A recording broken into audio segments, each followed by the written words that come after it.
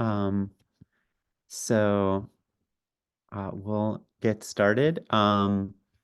It's my honor to introduce our guest, the the final guest at Goddard College. Shireen Saad is a Beirut-born journalist, programmer, and DJ, focusing on culture and social change. They recently taught 6 courses in arts journalism and criticism at Brown University, where they're the founding editor of a multimedia arts journal, Movements, and has worked as the interim programming director at the new music organization National Sawdust. They are a PhD candidate in philosophy, art, and social thought at the European Graduate School, which our own Emerson Whitney is a graduate of as well. Um, and yeah, without further ado, I'll turn the floor over to you, Shane. Thank you so much, Otto. Thank you for having me. And I'm sorry to hear the news about the closing of Goddard. And I hope everybody is able to find a new home and to work on a new beginning. I do love education. And so it really saddens me when these spaces go through these changes. And so I recognize that today must be quite a sad moment for many of you all. So thank you all for being here. I appreciate it. I'm here, as Otto mentioned, to share my doctoral research. It's research that I've been working on for quite some time as a journalist, as a DJ, as a scholar, as a professor and organizer on dissonance and feminist and queer Arab poetics. And it's quite it's a topic that's always in the news. Even today, of course, I'm sure many of you have read the news of the escalation of warfare in what is traditionally known as the Middle East, what we call the Swana region. That's the decolonial term for the region. And so this work, as you'll see, will really resonate. Some of it might be a little bit difficult for you all. It's definitely difficult for me. It's quite heavy. So a trigger warning, and if anybody needs to step away, just feel free to do what you need to do. We will begin.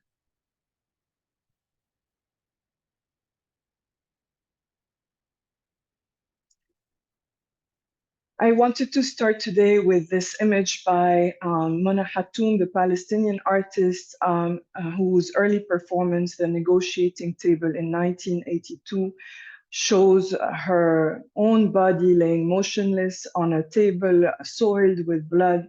Her body is wrapped in plastic, reminiscent of the death body bags that we are seeing in the news coming out of Palestine at the moment. And it's covered in body organs as well. So it's a performance that she staged in 1982, and you can watch it online. This sort of sets the tone for today's presentation. About me, I also told you a little bit about my practice. So I see my work as sort of a living practice in writing, DJing, and culture making. I don't really see myself as an academic because I find academia to be a little disconnected from reality. So I try to bring sort of a living practice of thinking and being and moving together. As you can see in these images, I was quite influenced by my trip to Jamaica, my discovery of reggae as a culture, as an ethic, as a spiritual way of life. And my travels around the world have influenced me as well, because that's the way I discovered new musical scenes and met new artists, and really thought about culture in a way that was very liberating. So from Beirut to Kingston to Helsinki to Vietnam, China, Brooklyn, Detroit, and many other cities, I'm always looking out for sort of underground scenes, emerging scenes, new artists, and sort of reading a lot as well to try to historicize, contextualize, and make sense of these emerging movements, always at the sort of the cutting edge, but also the these movements that are leading also social change, revolutionary movements. As you know, they often emerge from the underground, whether it's techno or jazz or reggae, or the music we're going to listen to together today. It's always connected, profoundly connected to movements for change. In terms of theory, I'm really influenced by Angela Davis, Audre Lorde, Bell Hooks, Edward Said, Fred Moten, Greg Tate, June Jordan, Sylvia Wynter, and many poets and activists on the front lines of resistance, on the street, in the club, and through the arts. So I'm sure at Goddard, you've studied many of these scholars, and if you haven't, I'm happy to share more afterwards in the workshop that we'll have. Certainly, I'm sure you've read some Audre Lorde. If you haven't, please do. Edward Said, of course, who thought about Orientalism in a very transformative way.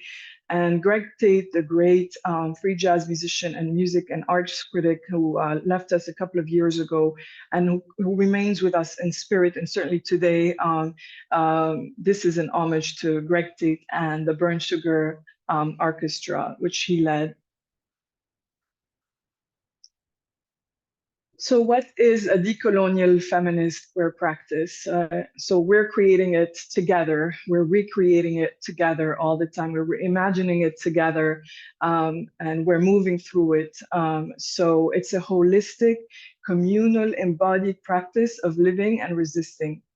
We sustain the pleasure of reading, thinking, listening, debate, remixing, undoing, freestyling, jamming, movement, and of course, solidarity, which is very important.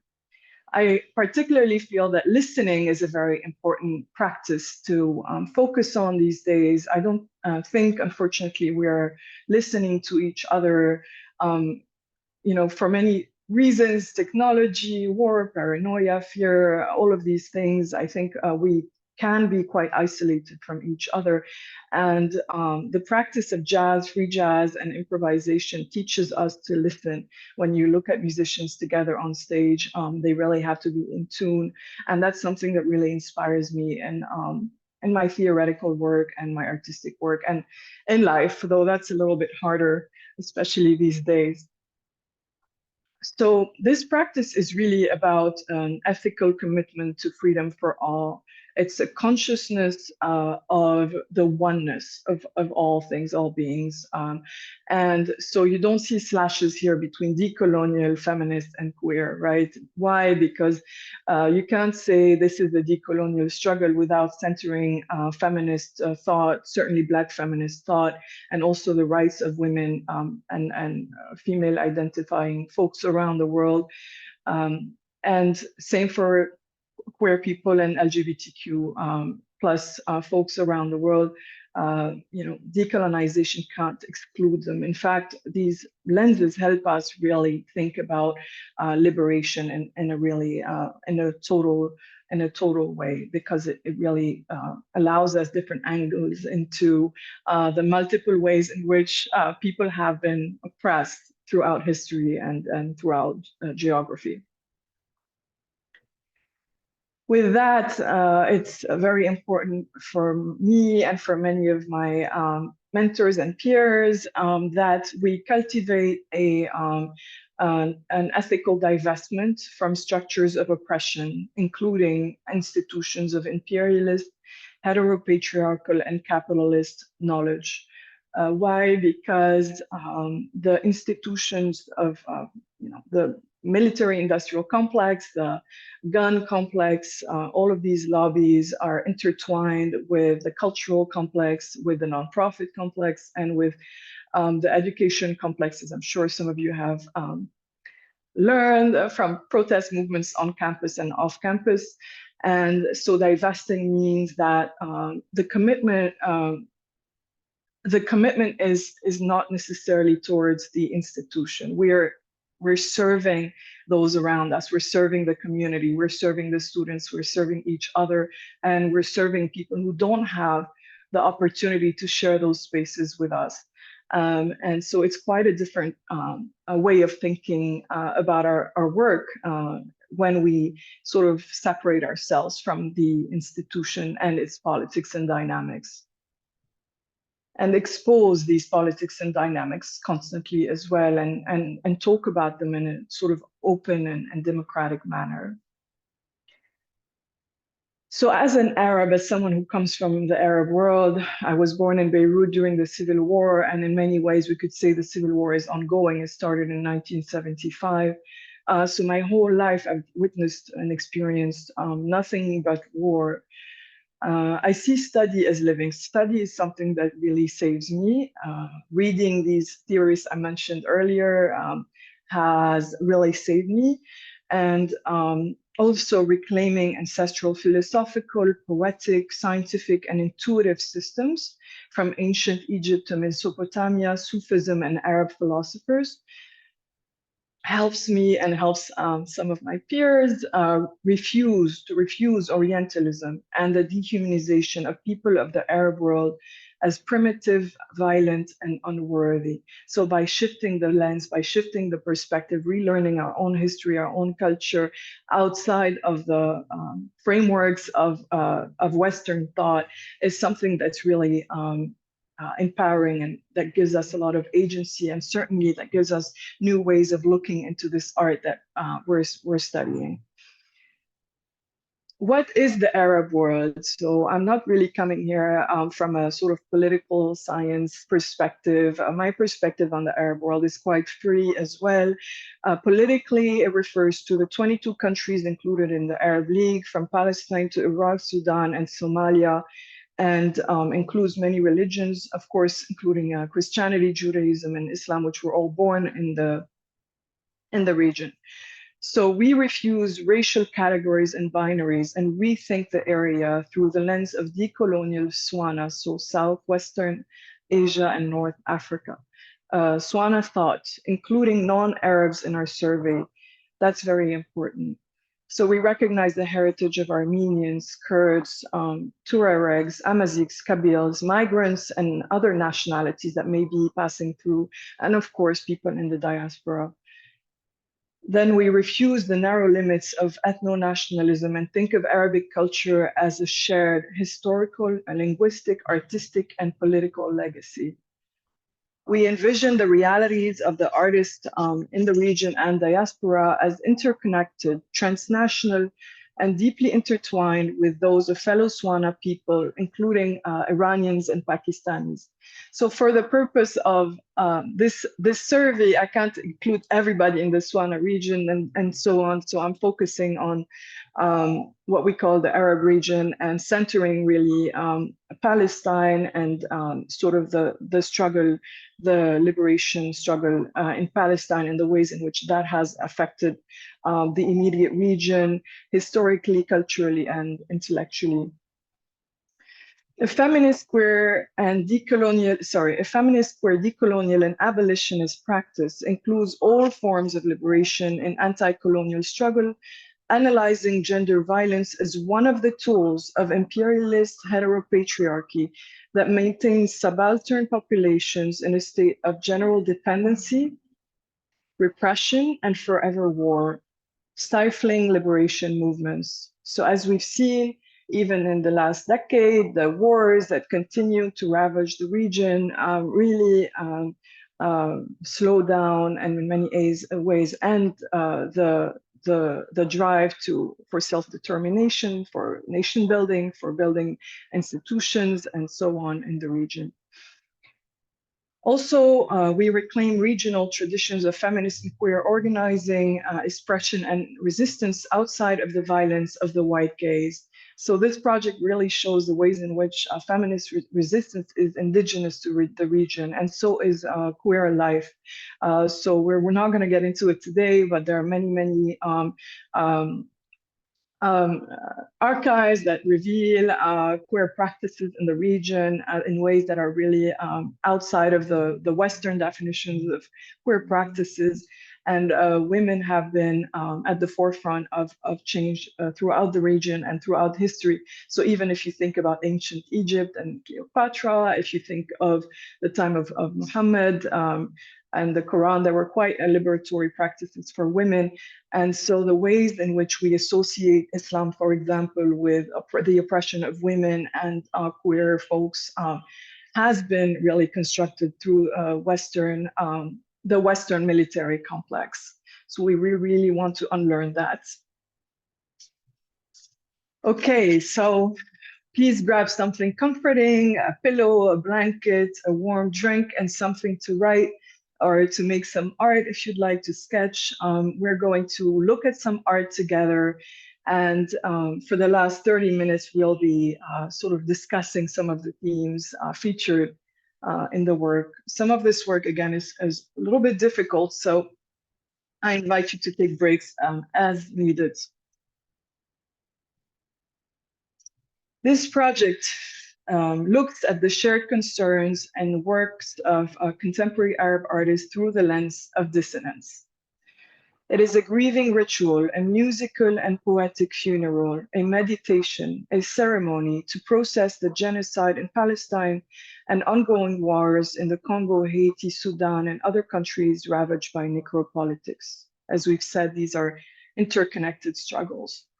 We can imagine courage and freedom together and in our bodies. Centering Palestine as a central struggle in decolonial feminist and queer movement and indigenous defense of land is really important. Palestine has inspired activists from the Black Panthers to Maoris in New Zealand to remain steadfast in their resistance and anti-colonial demand of rights ranging from the right to return to nationhood, sovereignty, safeguarding cultural and religious traditions and landmarks, and maintaining dignity in the face of the daily terrors of apartheid. So we're reframing women's role in revolution throughout the region, dating back in history. In post-colonial times, women played crucial roles in struggle from Algeria to Egypt and Palestine.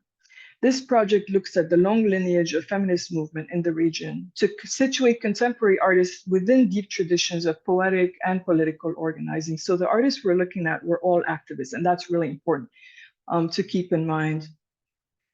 The 20th century is a century of upheavals, as you know, of colonization and then decolonization, and it's a very important moment in the region. It sees the rise of feminist groups and avant-garde movements, and many influential artists, including Nawal al-Saadawi in Egypt, Kulthum, Fadwa Khan, Fayrouz, negotiating colonialism and its dismantling, and the search for new cultural identities rooted in our history.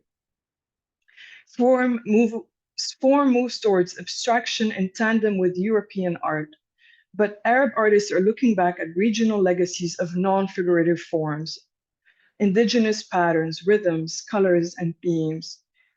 So post-colonialism is a time of intellectual, artistic, and political innovation, and artists such as Atal Adnan, Jocelyn Saab, Haini Srour, and later Mona Hatoum imagine new languages to echo the intense upheavals they are witnessing as the Zionist occupation of Palestine and renewed foreign manipulations trigger a series of regional wars from Lebanon to Iraq and Afghanistan.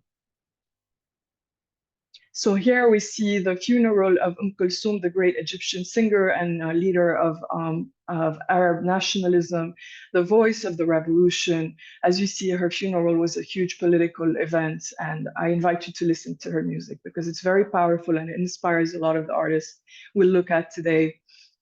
And we'll read a poem by the great Palestinian poet Fadwa Khan, written in 2003 on her deathbed, as her city of Nablus was under siege by the Zionist occupier during the Al-Aqsa Intifada. This poem resonates today, and I thought you might find it interesting. Longing inspired by the law of gravity. Time's out, and I'm home alone with the shadow I cast. Gone is the law of the universe, scattered by frivolous fate. Nothing to hold down my things, nothing to weigh them to the floor. My possessions have flown, they belong to others. My chair, my cupboard, the revolving stool. Alone with the shadow I cast. No father, no mother, no brothers, No sisters to swell the house full with laughter, nothing but loneliness and grief. And the rubble of months, the years, bend my back, slow my steps, blind me to the horizon.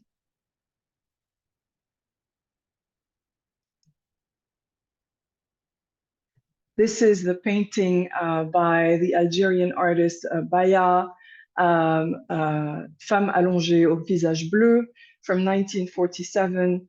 So Baya was also Kabyle and so indigenous from the region, and was discovered by Picasso, Matisse, and Breton, and sort of deployed as a prodigy child, a naive, primitive artist.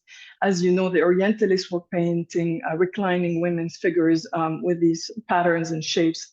But Baya, of course, was finding inspiration in our own visual traditions, for example, Arabic calligraphy and textile patterns, and our colors, the colors of, the sun-soaked colors of the region. And so in a way, this project is sort of taking the gaze back. So instead of saying that Baya is looking at the European modernist movement, we're saying actually the European artists were looking at our traditions and our history and our colors. And it's documented that they were traveling to the region quite a lot. And of course, they colonized us and brought back these visual traditions and made them their own. And of course, there's a very rich literary tradition in the region as well, feminist tradition, Fatima Mernissi from Morocco, Inji Eflatoun from Egypt, and Nawal Saadawi, the very important doctor, politician, activist, and a writer from Egypt who went to prison for her activism and wrote this very important book, Woman at Point Zero, in 1977.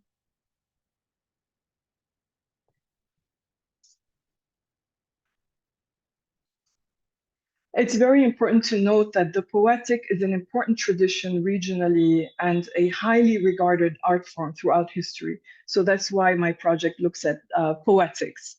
It's a powerful lens to reclaim our cultural traditions and imaginative agency. So in the region, poets were really very highly viewed throughout history by politicians and so on. This project is an ongoing invitation to record, archive, and recenter radical voices that have been erased by colonial history. So what is dissonance? How do we reimagine dissonance together today? We begin with a vision of war and apocalypse as a totalizing aesthetic of violence. Think about the sounds, images, movements, structures, and ruins. Annihilation of nature, mass disabling events, rape, stifling of LGBTQ plus bodies, suicide, alienation, and madness that forever war triggers. What is dissonance? Dissonance is everywhere. Think about nature, storms, trees, oceans. It's an essential aspect of poetic form throughout cultures and histories. In Western culture, it has been viewed as noise, as it represents an excess from rational and ordered form. In the 20th century, it became an essential aesthetic, element of rebellion, anarchist and DIY scenes from punk to free jazz, techno, and noise, pushing form to the extreme to echo industrial and military nightmares. So it's an aesthetic of rebellion, rage, and dissent in the face of fascism. We're thinking today about cuts, ruptures, disturbances, distortions, glitches, and amputations.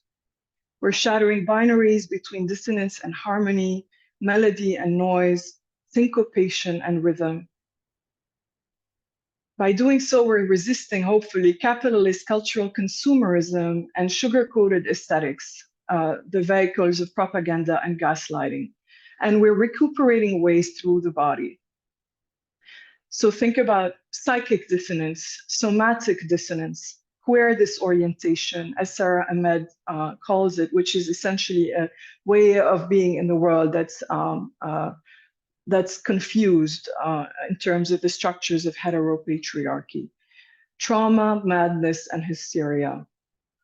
How can dissonance as a total poetics be alchemized into a liberating impulse, a rhythm of life, a healing synesthesia? So synesthesia is the capacity to experience different senses simultaneously. So for example, to hear sounds when you look at color, to taste a flavor when you hear a sound, and so on. It comes from the ancient Greek together, stine, together, and sthesia, which is sensation. So I find synesthesia to be a really powerful way of thinking about dissonance as an embodied impulse. Um, a way in which we are able to really shatter the binaries between artistic genres, to think about really performance as movement, as an aesthetic movement, and to imagine the ways in which what's going on around us and all the noise pollution, as you're probably experiencing with me right now, really affects our bodies. My meditation on dissonance radiates from Etel Adnan's poetry project, The Arab Apocalypse, as a radical and revolutionary total poetic of feminist and queer resistance. You might have heard of Etel Adnan, the great Lebanese poet, philosopher, and painter. These are some of her works here. She was born in 1925. She studied philosophy in Paris and the US and wrote the novel Sif Marie Rose and the poetry epic The Arab Apocalypse as testimonies to the savagery of the Lebanese Civil War, which broke out, as we said, in 1975. She moved to California after the war became unbearable and her life was threatened because of her activism, which is a very common theme in all of these artists' lives. She painted series of mountains, suns, seas, and brightly colored abstractions that expressed her longing for her homeland and explorations of the Mediterranean's deep histories. So as you can see here, there's the recurring theme of the mountain, which she painted over and over again. She lived by Mount Tamalpais in California, but also we have lots of mountains in Lebanon. And wherever she traveled, she sort of painted the mountain, as many other artists did, as you know. And she sort of tried, played with the colors, with blocks of colors. And on the right, you'll see the sun and the sea, and the sun is red and the sea perhaps is yellow. So she's sort of playing with these visual, with the optics.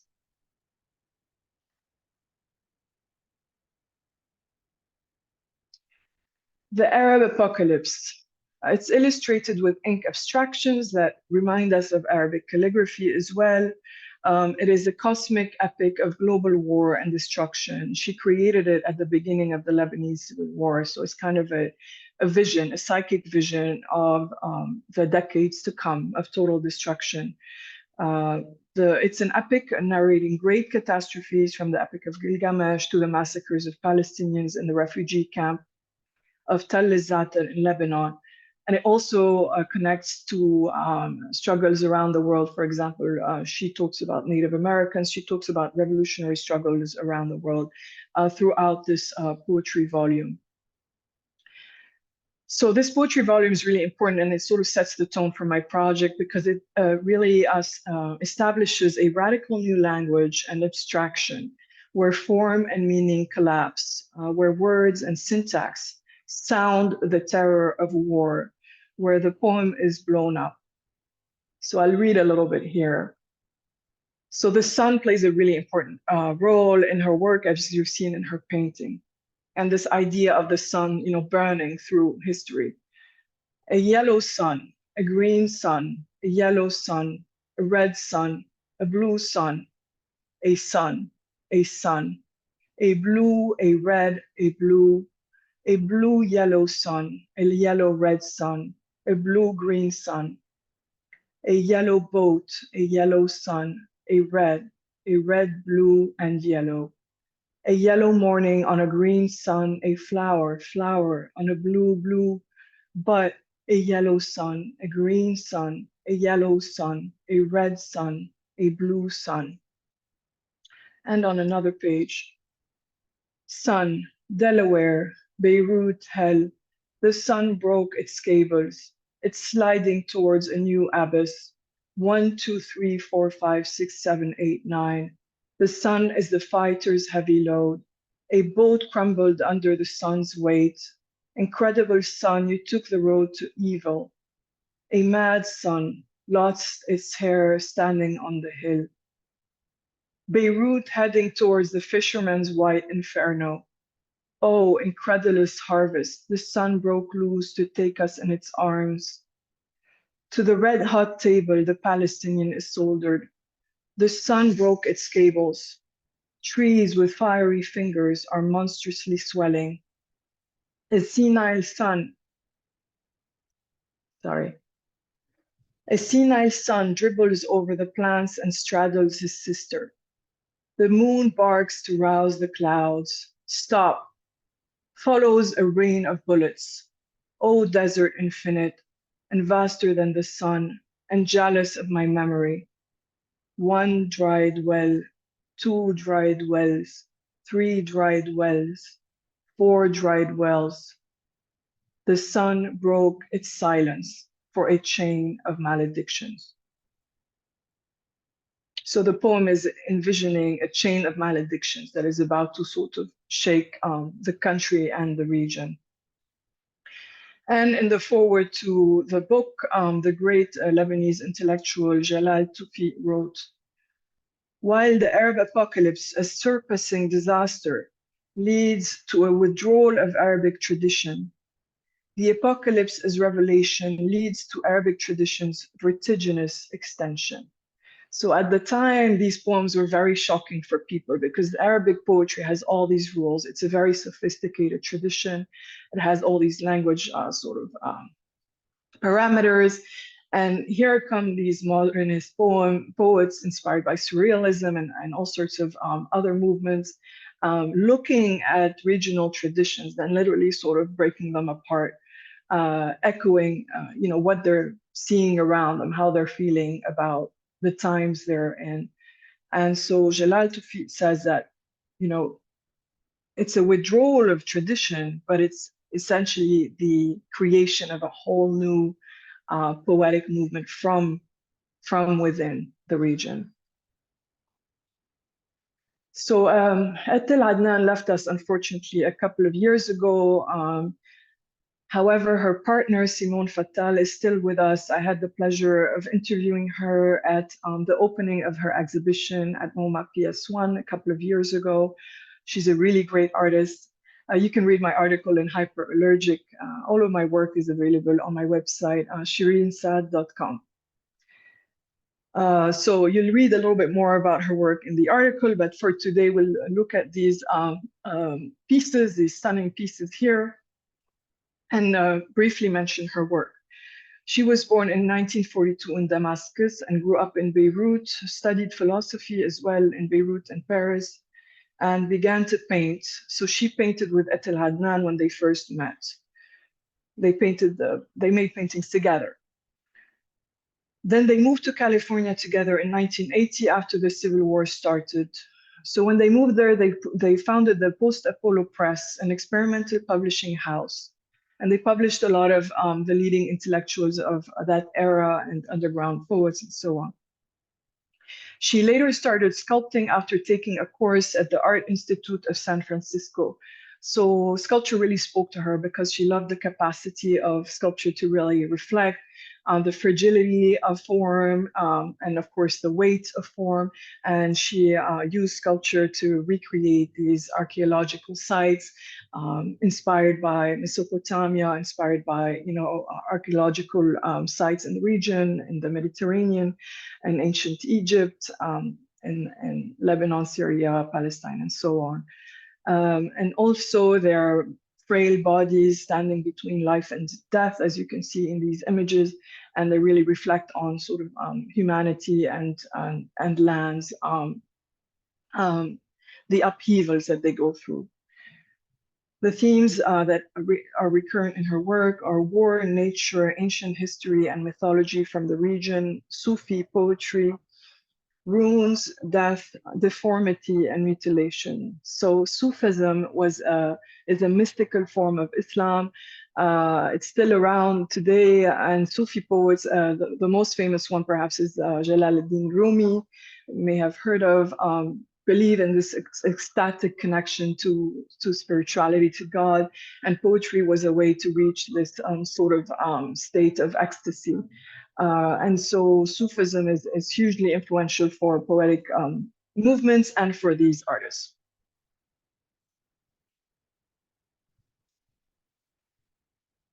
Samia Halabi, another artist, pioneering artist from this era, was born in Palestine in 1936. And she was displaced in 1948 from her hometown, Jaffa. So 48 is the time of the Nakba, the great catastrophe when Palestine becomes occupied. So she was really inspired by the Soviet avant-garde, and she actually experienced synesthesia. So you can see that she's reflecting in her painting sort of these multi-sensory experiences. So she created these kinetic forms with lines and textures and colors that create the sense of movement within the flatness of the canvas. She lives in the US since the 50s, and she's also taught here since the 70s. She's a really important activist as well, and she's created a series of political posters, which she presented recently at the People's Forum in New York after her exhibition unfortunately got censored in Minnesota. And censorship is a really important theme for this project because unfortunately, most of the artists we're looking at, and most of the artists really from the region have been censored, continue to be censored, and would experience threats to their lives, imprisonment, and other grave consequences because of this work. So I just want to get you thinking about the connection between, for example, this painting and the fact that Samia Halabi is an activist, someone who makes protest posters and goes out onto the streets. So think about the ways in which protest is really present in these artworks, in this movement, in this energy, in this anger, in this all of these elements that we can sort of perceive in these artworks.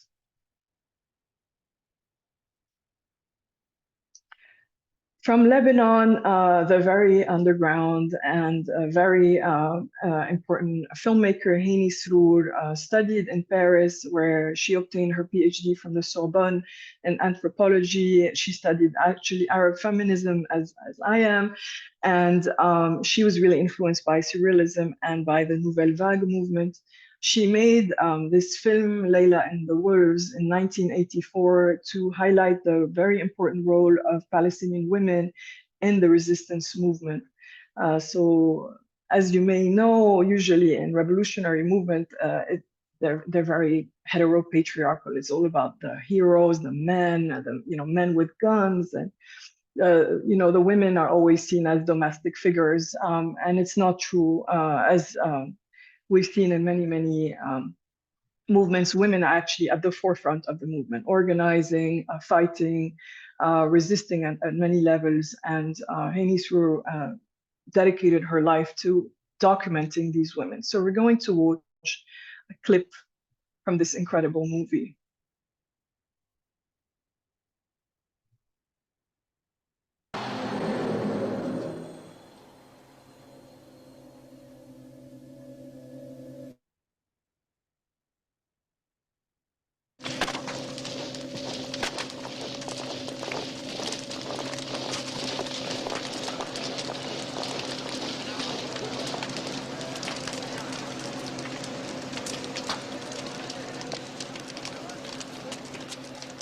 Okay, welcome to Palestine.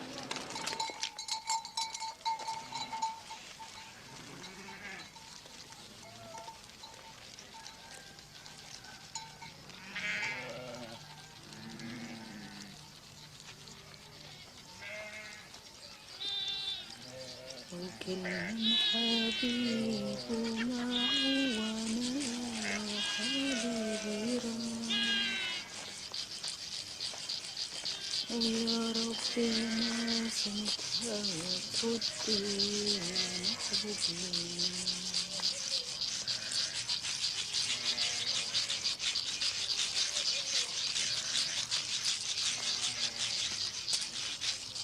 العافية يا خالتي. الله يعافيك يا بنيتي. شو هالحدايد اللي كل نسوان البلد عم تحكها بالحجار؟ هذا رصاص يا بنيتي. زلامنا قاعدين فوق بتحارب وبدهم رصاص. كل رصاصة قديش بدي حك على الحجر؟ بدها ساعتين يا بنيتي تتعدي بالبرودة. كل المباريم الخواتم يا دوبها كفت حق السلاح. اعطونا بواريد بلا رصاص. ولاد الكلب.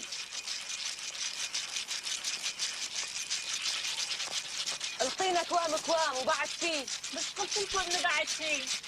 العسكر العصمة اللي خبوا كل شيء معهم بالحفر وطلوه بالتراب بالحرب الماضية. العسكر الإنجليزي كمان طموا كل شيء معهم بفلسطين.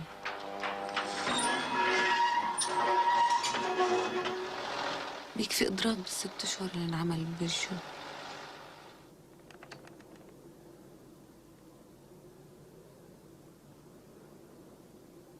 بتعرف رفيق ليش الناس وقتها قدروا يقاوموا لفترة طويلة؟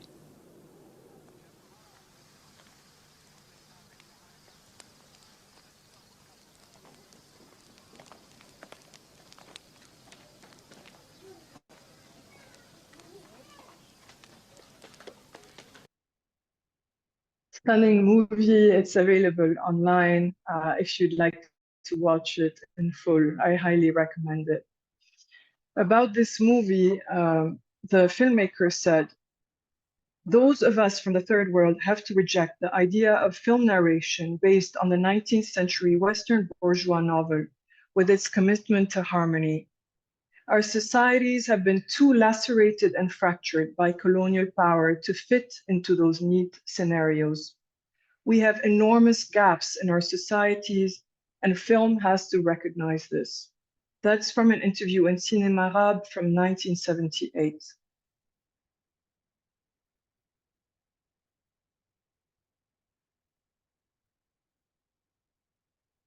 Now we're going to look at Mona Hatoum, again, the artist we looked at earlier. Very, very influential contemporary artist. Her work is present in most museum collections. She was born in 1952 in Lebanon to Palestinian parents, did not get the Lebanese passport, and doesn't consider herself Lebanese because in Lebanon, unfortunately, has not been welcoming to Palestinians and other migrants and refugees. She moved to London after the Civil War and trained in art. Her work explores the limits of the body and spatial structures under the pressure of power, specifically the Zionist occupation and its ideological apparatuses. Her early works are radical performances disrupting the body and exerting violent movements and rituals, also exploring abjection. So we're going to watch a very short clip here from an early performance titled Variations on Discord and Divisions. It's quite a tough one.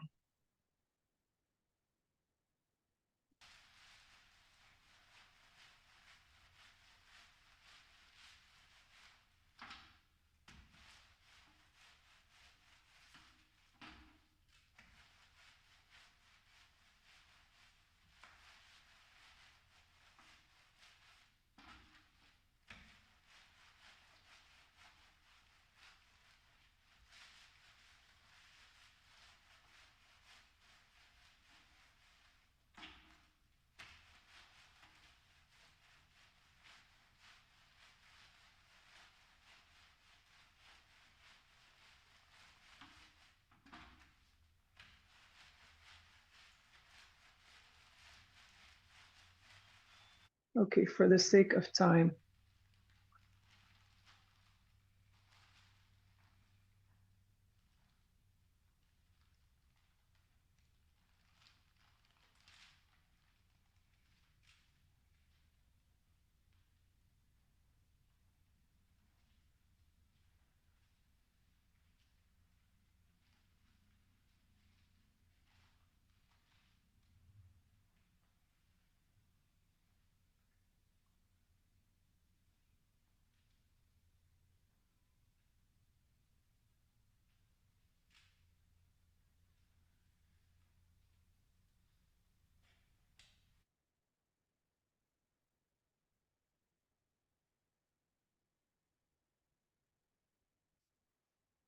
Hatoum has tied her works to other political movements, especially Black struggle. So we talked about solidarity earlier as a decolonial feminist and queer praxis.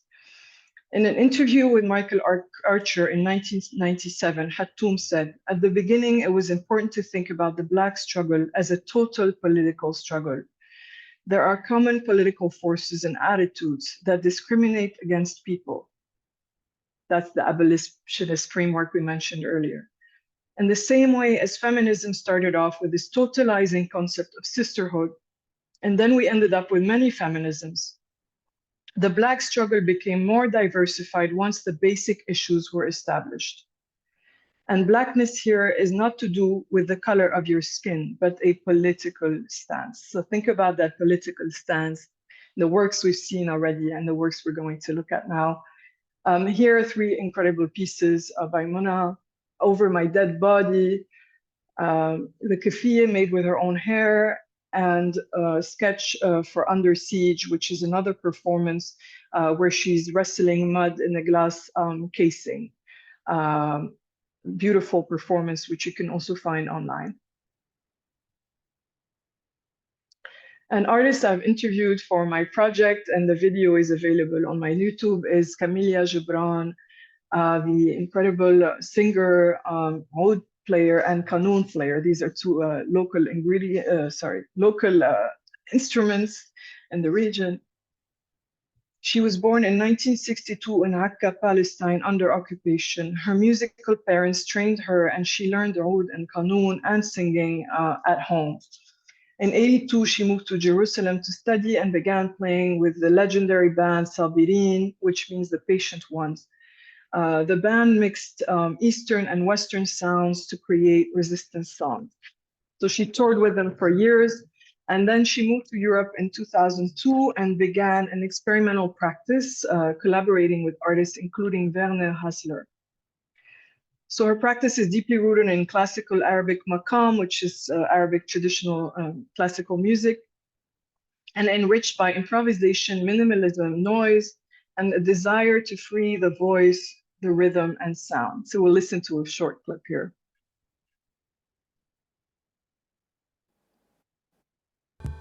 غير أنها تجعلني أفكر أبداً بوطن سحري لا أعرفه، وتملأ أحلامي بأشباح أرض قصية ما رأتها.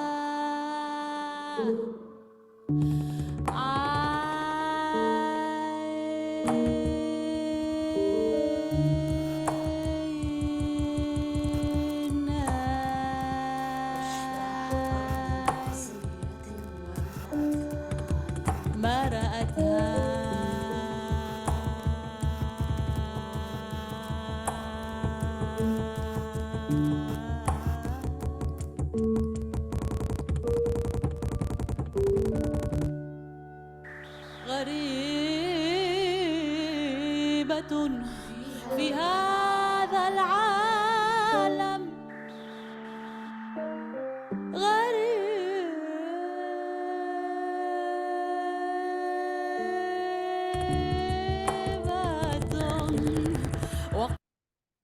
So غريبة means a stranger.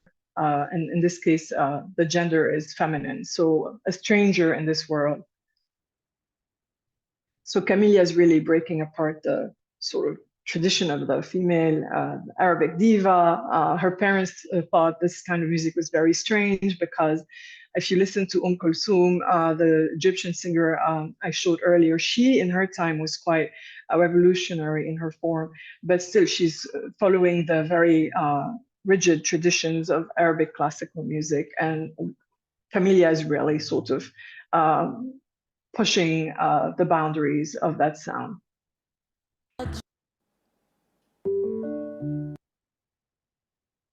Now, someone really experimenting with regional sounds is the young Tunisian DJ Dina Abdelwahid. I worked with Dina because I run a feminist and queer festival called Hia, and Dina performed a set for us a couple of years ago, which you can also find on my website, which was very beautiful. And I had the pleasure of interviewing her.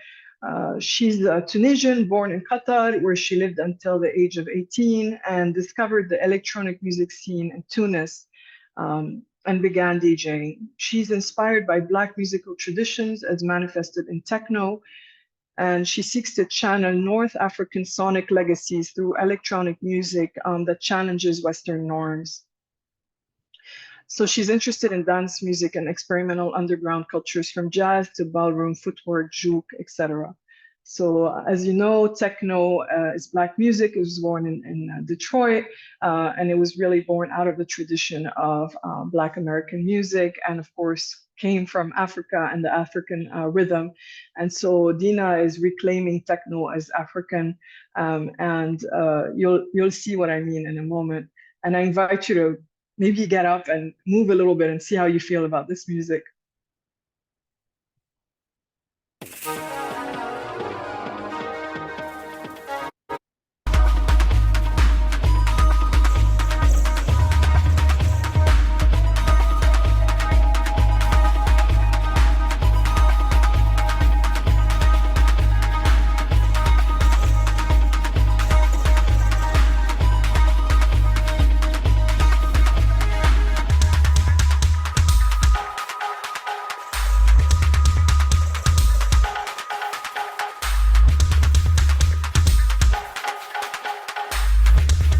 So the drum.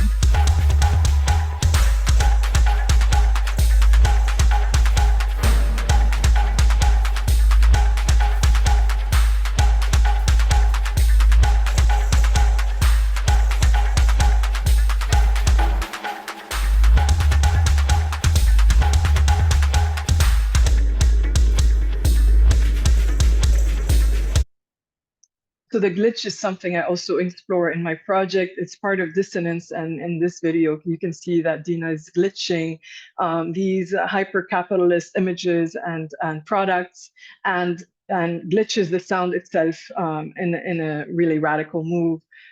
So we'll talk about it in the workshop. We'll talk about how you feel she's glitching these traditions.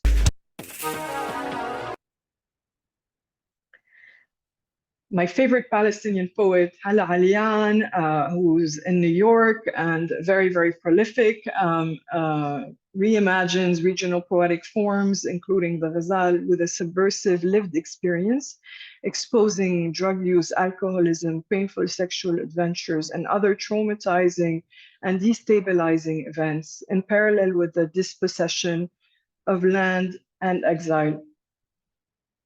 So she's published many novels and several poetry books as well. She's also a psychoanalyst. Her poetry borders on madness and excess, reclaiming shame as feminist territory, expressing grief as an embodied emotion. So we'll listen to this short poem here.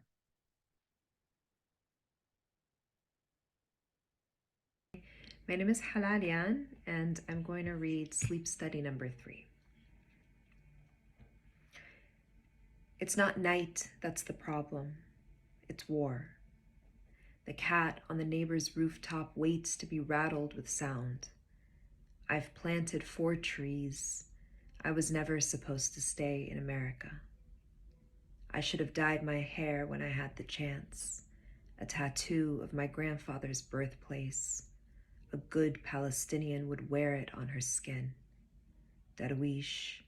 No night is long enough for us to dream twice. This dark is a study on redaction. Nothing will protect us from the, not even your mother's. I am always in my dreams. Woman onto the mattress so they drown. I press the O of rifles to temples. I pull. My brother and I get night terrors. ICD-10 CM diagnostic code F51.4. There is a number for every grief. My brother's shouts tug my cousin and I from the other bedroom. It takes 5 minutes to wake him. Ezra, Ezra, he cries out, and nobody appears. I am selfish and want Beirut gone now that I'm done with it, like a Lego boat. See also, disruptions from sleep are often caused by physical, neurological, and social factors. I used to walk the college campus until dawn, the trees dancing for me, the exhaustion pulling hallucinations from my frontal lobe. A decade later, the windows of Manhattan pulsed with bad lights and faces, a nightmare of waking. See also, I run to the living room half asleep, clutching my throat. I'm choking, I yell at my husband, I'm choking. See also, the diagnostic tests reveal some unexplained interruptions of sleep, what we consider micro-awakenings. The sunlight rubbing off our hands like flakes of gold. See also, you're breathing, my husband says. Says, you keep forgetting. Says, to say you have no air only means you do. I always cry when Hala Alian reads.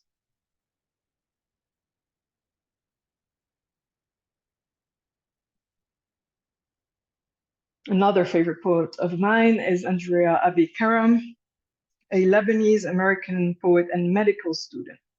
So it's not a coincidence that these artists are really interested in the body, the subconscious, etc. Andrea is a trans Aswana punk poet, performer, cyborg, in their own words, workshop, facilitator, and activist.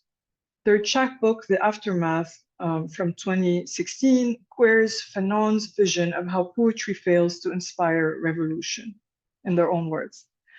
The anthology you see here on the screen is a very important one from 2020. We Want It All, an anthology of radical trans poetics, edited by Andrea and Kay Gabriel. I have the link to download it for free, or you can look it up.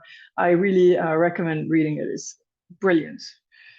The poems express the violence of being trans in a heteropatriarchal world, connecting the experience of the trans body to general structures of systemic harm and militarized abuse.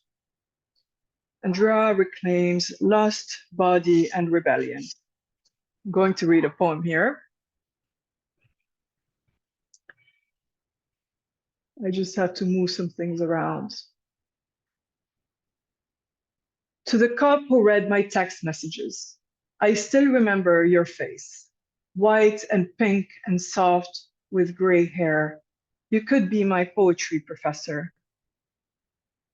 My sugar daddy, if you held another symbol of power between your thick hands, knuckles throbbing, adrenaline pumping with the excitement of finally catching me.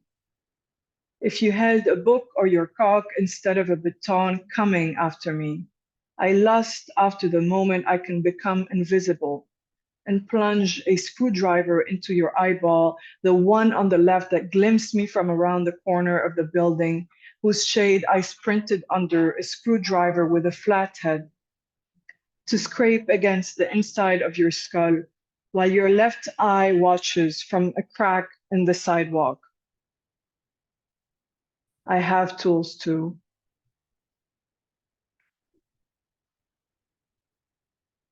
And finally, from Palestine, the filmmaker Larissa Sansour. So Larissa is part of a very influential sci-fi movement in the region. There's a long-standing tradition of futurist sort of aesthetics in the region.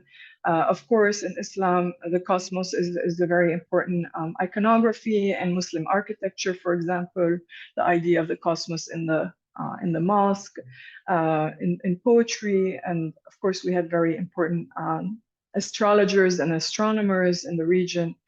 And in the beginning of the 20th century and mid 20th century, artists became really interested in the space age and that iconography. Sun Ra went to Egypt, and so many Egyptian musicians started exploring free jazz. And now with these sort of dystopian realities, many artists are exploring this kind of sensibility. So we're gonna watch this short clip preview from In the Future They Ate from the Finest Porcelain from 2016.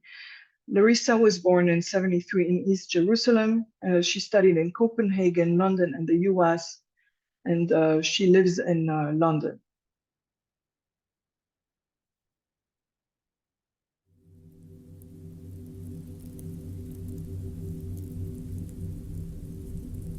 احنا عم نزرع وقائع في الأرض. في المستقبل لما علماء الآثار يكتشفوها رح تكون هي برهان على إنه هذا الشعب اللي احنا عم نطرحه اليوم كان موجود.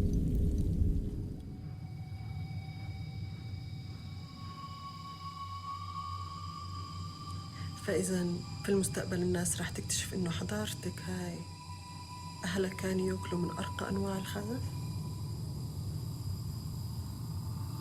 مزبوط. وقتها بس القيامة ما بتصير في لحظة زمن.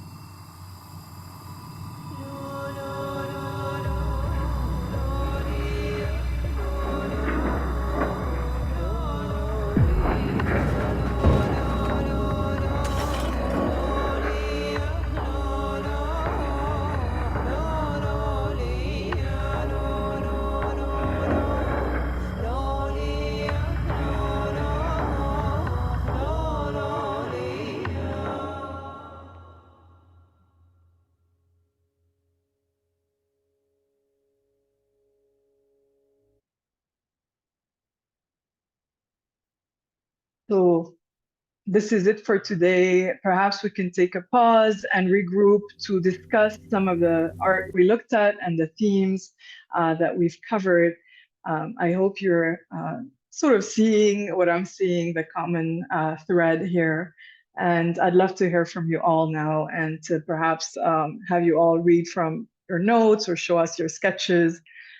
So I'm here, and if anybody wants to take a break and come back, or if anybody wants to share, go ahead. I have some questions here on this slide. Why is Dissonance a powerful decolonial, feminist, and queer poetic device? What are some of the ethical demands articulated by these artists? How does Dissonance feel? What are some connections you made between these artists? How do these practices reflect and depart from resistance movements? And is art a space for liberation? The great question. Why and why not? So I really can't wait to hear from you all after we've looked at this work. Thank you.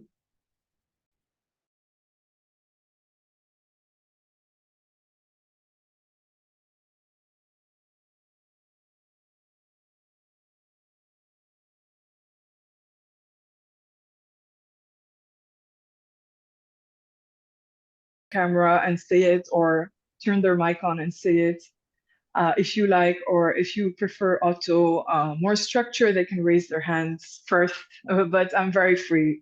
So really, we can have a group conversation.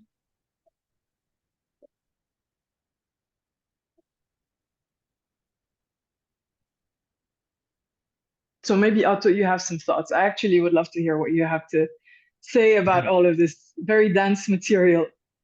I mean, I spent so much time just writing down everyone's names so I can keep so I can look into their work more. I mean, one question that I had is and you mentioned this early on when you were talking about DJing, and you were talking about sort of scenes and undergrounds. And so I was thinking about, and I'm only like a little familiar, like I know Mazen Karbaj's work in terms of like Lebanese free jazz and music, but like what that was something that I was curious about with some of these artists and their work, and like what sort of scenes are they operating in? And are there audiences like art world audiences, or are there audiences like their local communities, or sort of underground like subculture communities? So yeah, that was a question that came up for me is what are the scenes? What's the intersection of the political and the artistic scenes like? And who do you see as the audiences that these artists are working with and for? Yeah, it's a really important question. It's hard to generalize because today what we did was kind of contextualize with, the history, and then we looked at contemporary artists. So for example, Kulthum, of course, was a huge popular artist. She was on all the radio waves. She continues to be, a reference in the region and the diaspora. The other artists, the newer artists we looked at, so that's different. So first of all, yes, there is a really strong DIY subculture throughout the region. And that's always my first point, because when you travel in the West, people have all sorts of ideas about our culture, that we have no culture, that we're oppressed, that we have nowhere to express ourselves. And more importantly, this Orientalist vision of our culture, which is like belly dancing, you know what I mean, like pop Arabic music and all of that stuff. And we perpetuate it as well. When you go to like Arabic music parties in the West, they're playing a lot of this sort of like pop dance, belly dancing music. But really, when you go out in the region, a lot of the music that plays is in parties and underground parties and like big loft parties or like bunker parties and stuff, is techno, hip hop. There's like hip hop features. There's a lot of like noise music. There's free jazz, as you said. Mazen Kerbaj is part of a really important free jazz scene, and Irtijal, the free jazz festival in Beirut. And they're also interconnected. So the free jazz scene in Egypt is connected to in Beirut, to Montreal, to New York, to Berlin. And they really communicate so that they're so Camelia Gibran is really connected to artists and other areas where they're, in dialogue, really. And I think that's really interesting. And for me, I started this project during the Arab uprisings because I noticed that a lot of the movements were being led by artists on the streets. A lot of them were, of course, graffiti artists, hip hop artists, but there was also a lot of poetry and a lot of other musical and other art forms. And a lot of it was being performed by women. Mahia Festival features some of these women.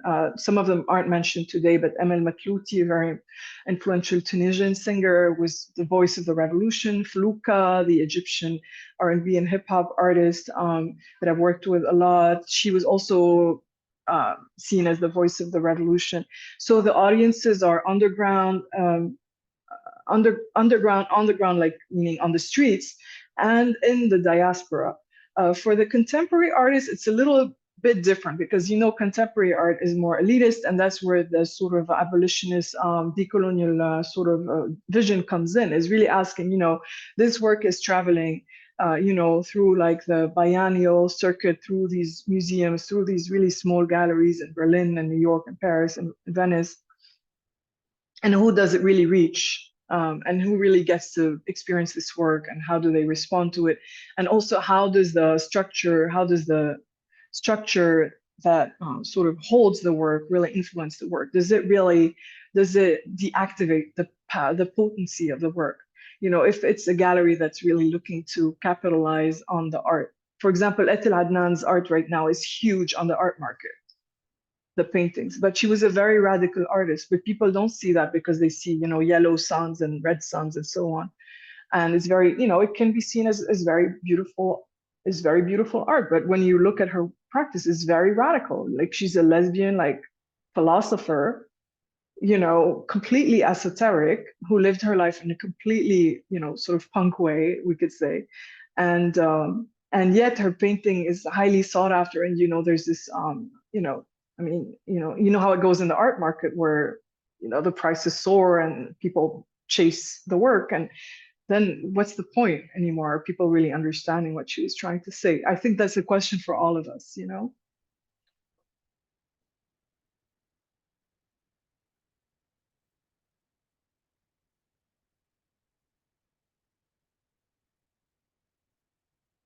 So anyone, feel free to tell me how you feel about this question of dissonance, because I know it's a word we've been using a lot recently, talking about gaslighting and cognitive dissonance, but how does it feel when we think about it as an aesthetic concept and thinking about synesthesia? So thinking about, I can see color when I hear sound, you know? Bronwyn writes in the chat, dissonance is for me representing of our genuine truths, a lack of agreement. Dissonance is the liminal wandering across terrain we feel as one thing as it's being described to us as another. It feels a wonderful act of self-extraction from the agreements. Yeah, from the agreements. Yeah, that's great. I love the idea of the truth because I think that's what we're getting at, right? Is sort of stripping off the layers of propaganda, of censorship, of structural oppression, of all these narratives that have been imposed upon us. And so, what do we reveal when we sort of dismantle, when we strip everything off? Yeah, it's a form of truth. It's certainly an alternative language and narrative. Yeah, and it's I think when I was saying truth, I actually have synesthesia. I'm autistic. And I do experience mostly my synesthesia is when I encounter people in an in-person situation. I can hear them. They sound like a musical instrument or a vibration. And sometimes people have a strange sort of smell.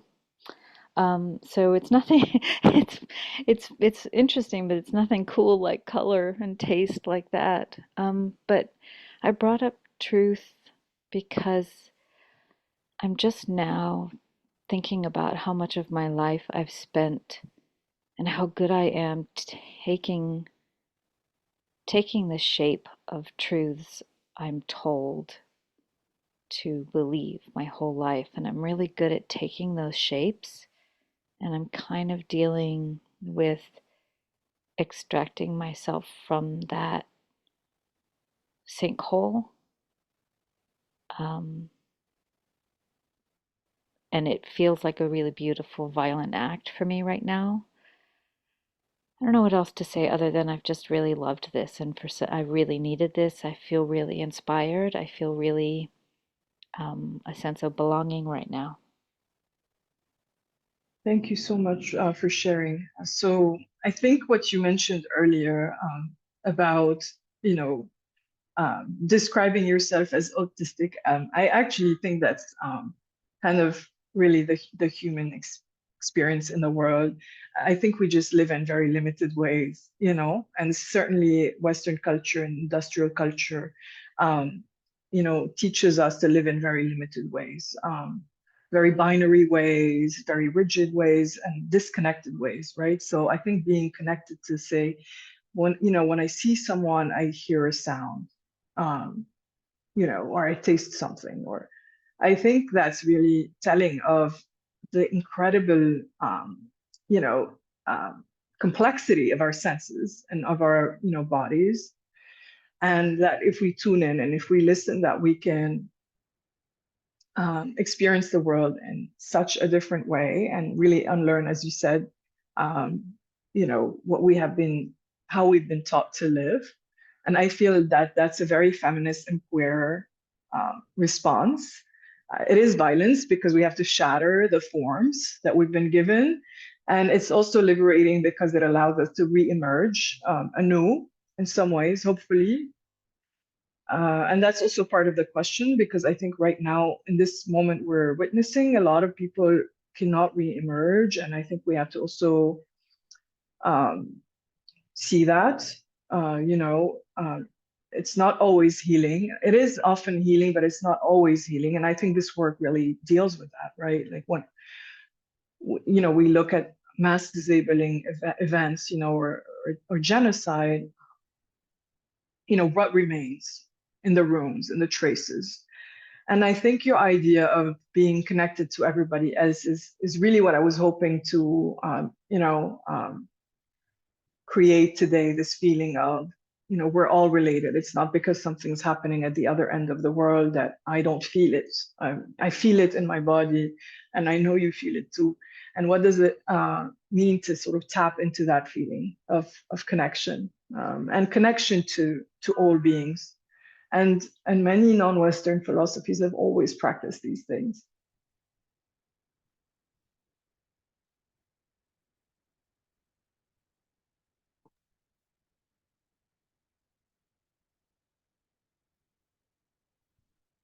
I want to make sure to give space for other questions. And Okay. there's no wrong question or comment. So please go ahead and share how you feel. And while people are thinking, I had another like something that came up for me while in terms of dissonance coming from like Western music school background. Just the idea of like what intervals are considered dissonant and what intervals are considered consonant in that context is like so different from Makam, you know? And there was a moment in the Camellia Gibran where she just sustains this quarter tone against drone for for longer than I've heard in Arabic classical music, but I think too like the idea that dissonance is like is a cultural construct, what is considered a dissonance and what is considered a harmony, that I think that there's also, something about something in that moment of sustained dissonance, where you actually get to hear it as um, its own sonority with its own beauty in it, I found that moment striking, particularly in this conversation about what's dissonant. Yeah, thank you so much. Definitely, I think that's what she's trying to achieve. And she really knows the tradition because her parents were essentially musicologists. So, I mean, not trained, but, really know the music. So she's doing it on purpose. And Kulthum did that. She stretched the songs, and she was very legendary for doing that. And it was really incredible. And she really sort of expressed this incredible sort of desire and lust through the voice, which was very revolutionary at that time for women to do that. And I think Camellia is really in that tradition. But for sure, I think most people from the region would think Camelia's music is absolute noise. I don't think it's like it is very avant-garde for people.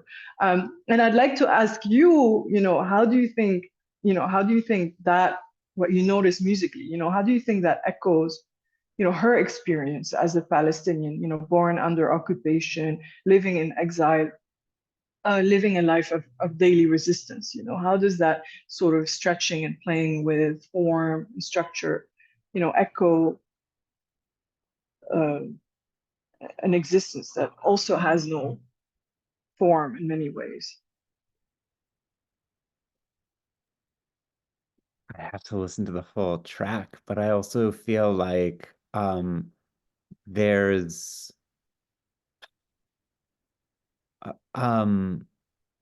something, my knowledge is very abstract, right? And bookish about like Maqam and the sort of the meanings and emotions in the different Maqam. But from what I've heard in interviews too, that like I've heard musicians talk about how like you learn it through training, but then also like certain maqam are super familiar, in part if you live in a place where like recitations of Quran are a part of your auditory landscape, that that the maqam that are used for certain passages like have these associations from birth that then show up when you're playing instrumental music. And So like again, just coming at it really as a total outsider, um, it feels like uh working with that language that has sort of um living in the melodic phrases themselves, like this long shared history, but then using it in that much more experimental uh improvised, but also like yeah, like you said, sort of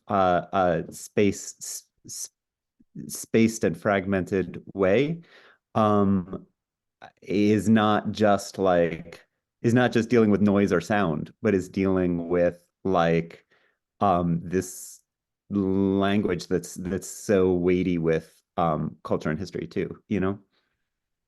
Yeah, definitely. And thank you so much for this knowledge. I appreciate it. I'm not a musicologist, so that's a really important knowledge. I think, what you mentioned about it being a language that people are familiar with is really important, because even in the region, we listen to so much Western music. We grow up with so much Western music, and that's become our music as well, our reference.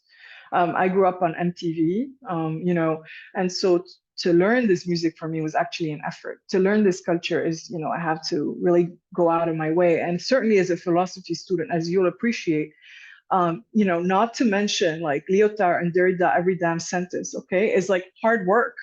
To build a whole bibliography that is based on, our legacy, our traditions, both artistic, intellectual, philosophical, poetic, is so much work, and yet is there waiting, for us to sort of to explore and study, and so that's what I'm trying to do, and but it's definitely sort of like it has that element of violence, of saying, classical music, Western classical music is not all classical music. I mean, there's ragas, there's so much classical music, there's Chinese classical music, there's all sorts of traditions that we don't center in our senses. And so our senses are conditioned towards only one tradition. And that's so, that's a very impoverished way of navigating the world for all of us, so because then it's you're training your senses to feel all sorts of things by expanding.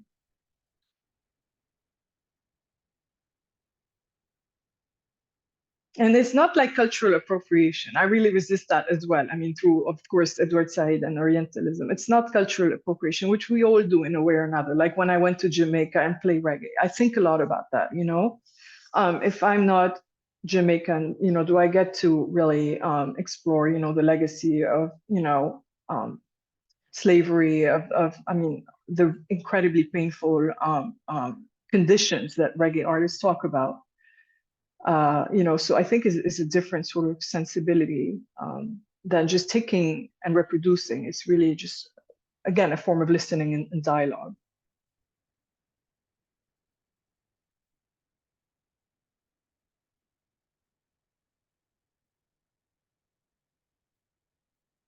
Any other thoughts about how dissonance feels right now?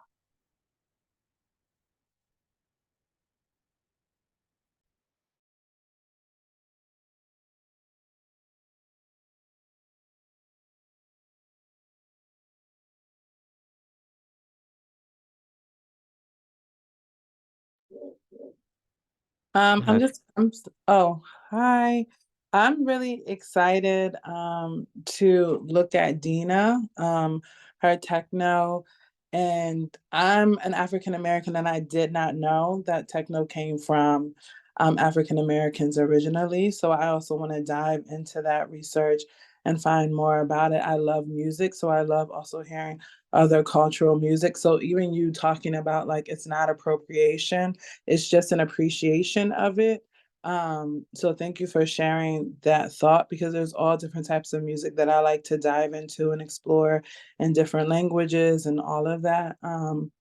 And the image that is like really imprinted in my brain right now, and I can't remember the artist's name, but it is they were like cleaning the floor with blood on newspapers, and that, like, I just can't stop thinking about how powerful of an image that was.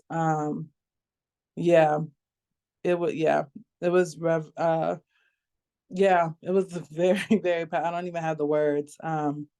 So thank you for sharing that and exposing me to that artist. Can you share their name again so I can explore more of their work? Yes, that is Mona, Mona, and then Hatoum. And I'm happy to send a list of the artist name Oh, yes, and a please. follow-up email. Yes. Like, And Anika, yes, techno, like we're so brainwashed to think like I'm a DJ. And, you know, it took me so long to really get back to the roots of like all this dance music. I mean, essentially all music comes from Africa, mostly, I would say. I mean, yeah. a lot of instruments were shared in the region, you know, for example, for example, they say that reggae was also influenced by ragas, Indian music, because there were lots of Indians in Jamaica. And they say reggae came from raga. So, I mean, there are connections, but certainly techno was not born in Berlin, okay? And especially now with what Germans are doing, I really want to divest from anything German. Yeah. Anything that Germans claim as their own. I mean, they have inventions, but Detroit was the birthplace of dance music, and it has such. I went to Detroit and I was so amazed. I mean, it was such a transformative experience because the music there is incredible between Motown and jazz and yeah. All of it. I mean, like, I think I only think about Motown when I think about Detroit. I have family in Detroit. Now I'm like, take me to where I can find more about the techno scene and how it originated and all of that. Like, I'm very intrigued.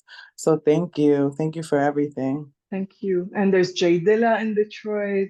And all these underground scenes really come out of moments of, you know, social upheaval. And I think that's what's so interesting. Thanks. Thank you. I hope nobody's German, but it's not personal. I have plenty of reasons to have a lot of critiques around Germans and German as a person of German descent. So and for philosophy, I mean, for philosophy to, you know, come out of that region and thinking decolonially as well about this philosophy, right, that came out of that region and of that time. I'm sure we'll have a lot to talk about, Otto. yes, I'm looking forward to it. Yeah, I'm going to send you an email.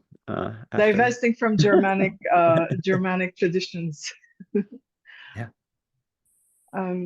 Heather is Assyrian. Okay, so you're German and Assyrian. Okay, so Heather, do you want to share how that feels like to you, how you experience that? I've lost my voice, so I'm a little bit hoarse. It feels like a huge tension a lot of times. Yeah. I don't so like there's a lot of hiding of parts of families and history and things that like my generation is sort of digging out because people came to the United States and wanted to assimilate. Yeah, so it's like a weird, like some of us want to know more and some of our families are just like, no, you don't need to worry about it. Yeah, that's in every family. And I think digging out is really, yeah, it's an interesting process. It's certainly, I think for me, it's really part of study, you know, it's, yeah, asking questions. And I put something in the chat as well. I'm interested in the tension between like the Western perspective of women's oppression and all of these like powerful feminine voices. And like, I'd love to know more about just more about that, like where the tensions are and like how subversive is it, or is it is it just a Western perspective that it's subversive? Yes, it's a really important question, and so it's been written about a lot. So I guess I could share a bibliography about that topic. Essentially, I guess I was trying to get to the point that a decolonial perspective allows us to see both that regional archives have been erased and forgotten. So archives of feminist traditions have been forgotten and erased, so that we can't get to them. So that's one. And two, narratives of regional,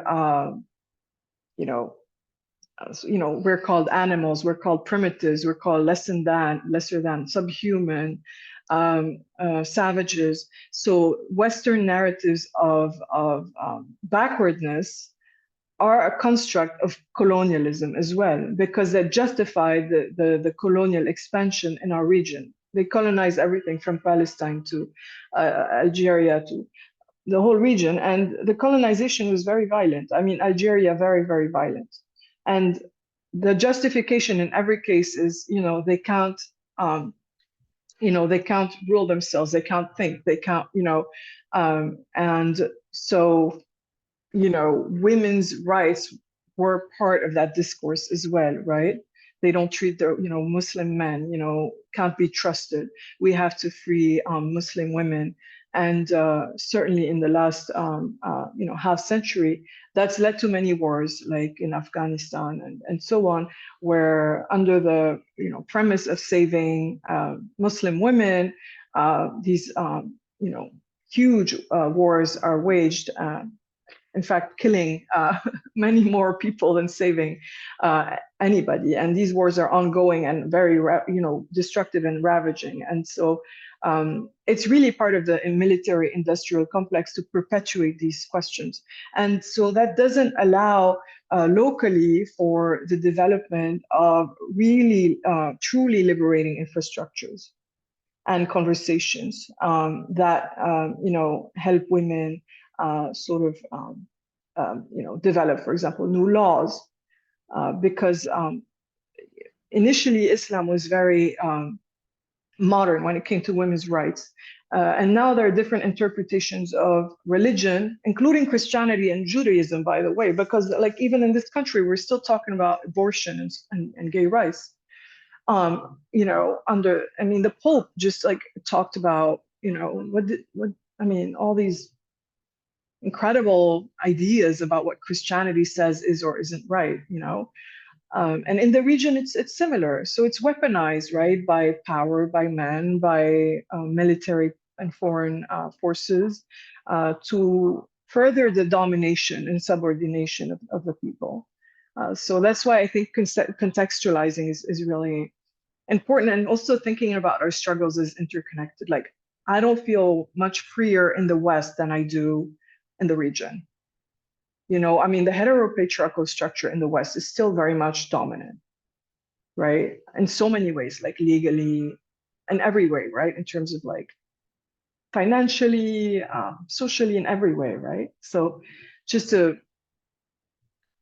undo that sort of thinking and realize that we've really been so brainwashed helps a little bit.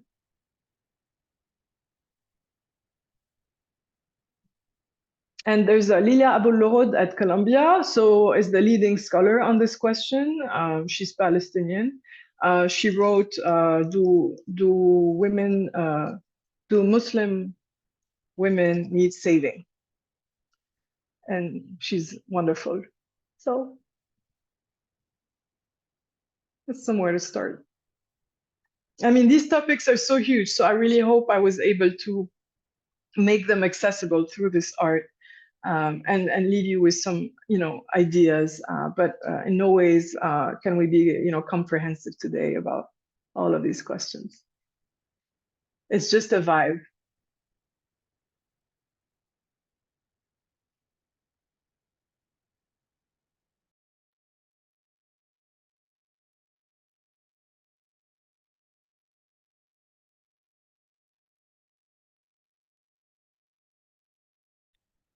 And now I think are we like at time? Is that where we're?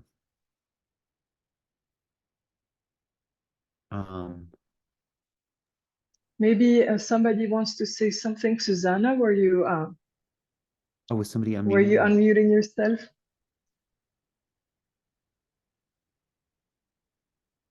Oh, you're muted. Oh, sorry. I was just going to say that I just found it painfully like the tip of the iceberg just feels like an understatement. All that you talked about and touched upon. And I mean, I feel like that's great and that it spurs me to want to know so much more. So I just wanted to say thank you. Thank you so much for being here. And yeah, I know it's very dense material, so I'm hoping it's not too overwhelming, and that looking at the art would help sort of kind of like humanize as well these histories, you know?